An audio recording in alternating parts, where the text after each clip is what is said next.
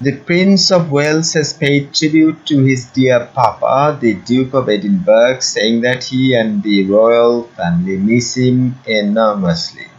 He said the Duke, who died at Windsor Castle on Friday, aged 99, had given the most remarkable devoted service to the Queen, the royal family, the country, and the Commonwealth. Prince Charles said his father was a much-loved and appreciated figure. His comments came after details of Prince Philip's funeral were announced. Speaking from his Highgrove home in Gloucestershire, Prince Charles said over the last 70 years his father had given the most remarkable devoted service to the Queen, to my family, and to the country, but also to the whole of the Commonwealth.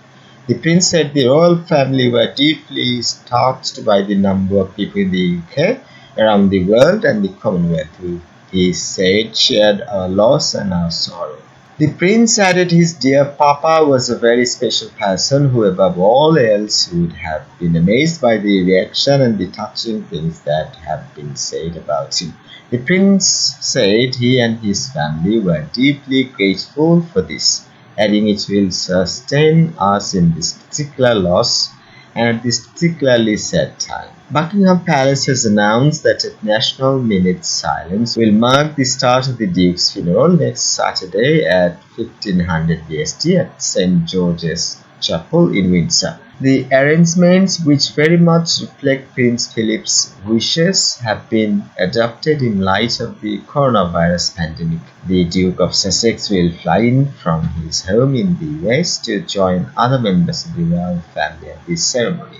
But his wife, the Duchess of Sussex, who is pregnant with their second child, has been advised by her doctor not to travel, the spokesman added. Earlier, royal gun salutes across the UK at sea marked the Duke's death. There will be 8 days of national mourning to end on April 17 ahead of the televised funeral, which will be a ceremonial event rather than a large state affair usually associated with the death of a monarch. Prince Philip will also not lie in state, where members of the public would have been able to view his coffin.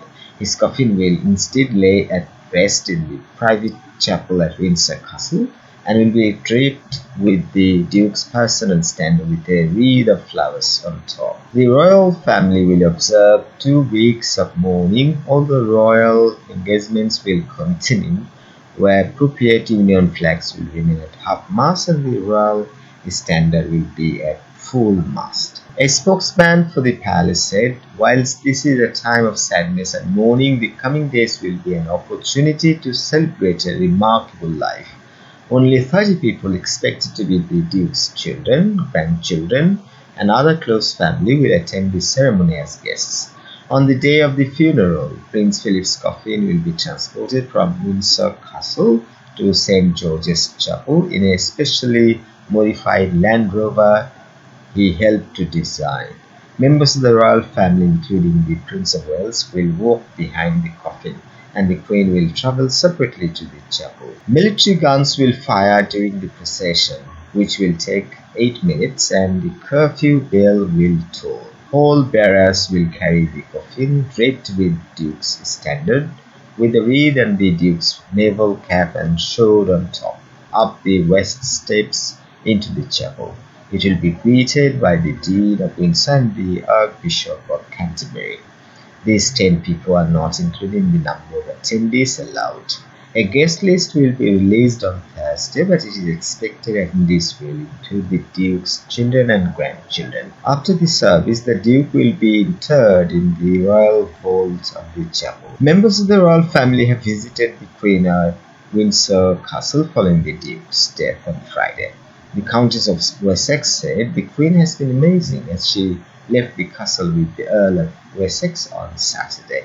The Duke of York also visited on Saturday, while the Prince of Wales travelled there on Friday afternoon. Members of the public have been asked not to attend any of the funeral events in line with public health advice, and the royal family has asked people not to leave flowers and tributes at royal residences. On the royal family website, members of the public are asked to consider making a donation to a charity instead of leaving floral tributes in memory of the Duke. An online book of condolence is also available for the public to post their personal tributes. All UK government buildings have been told to fly official flags at half-mast in tribute to the Duke until 800 on the day after the Duke's funeral. Under earlier arrangements for the days after the Duke's death, condemned Forth Bridge, thousands of people would have been expected to gather in London and Windsor, with some even camping out to get a vantage point to watch the military procession. But since the pandemic began, organizers have been working on contingency plans which would avoid attacking mass gatherings in the event that the Duke died. Announcing the Duke's death on Friday, Buckingham Palace said it is with deep sorrow that Her Majesty the Queen announces the death of her beloved husband. The royal family joined with people around the world in mourning his loss. In tribute to the Duke, saluting batteries fired 41 rounds on Saturday in cities including London, Edinburgh and Cardiff, and at Hillsborough Castle in County Down. Guns were also fired in Gibraltar. Royal Navy ships at sea, including HMS Diamond and HMS Montrose, also fired the salute in honor of the Duke, who served as a naval officer during World War II and held the office of Lord High Admiral. A 2-minute silence was held ahead of the Grand National at Aintree Racecourse in memory of the Duke, who was an honorary member of the Jockey Club. This news is from BBC. Please subscribe to my channel. Thanks for watching.